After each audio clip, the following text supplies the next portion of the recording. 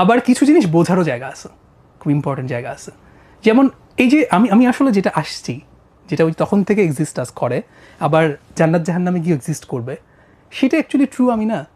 কারণ আমার যে বডি, সেটা যদি আমি হই, তাহলে এই বডি যখন 5 বছর বয়সে ছিল, সেই বডিটা কই?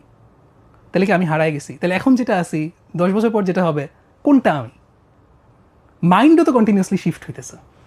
মানে ইন দি এন্ড আপনি যদি চিন্তা করেন, একটা যদি অটোমেটিক গাড়ি, যেই গাড়িটাতে হচ্ছে ধরেন সফটওয়্যার আছে, হার্ডওয়্যার আছে, সেখানে আপনাকে তুলে দিছে, you are the driver, you can choose কোন দিকে যাবে।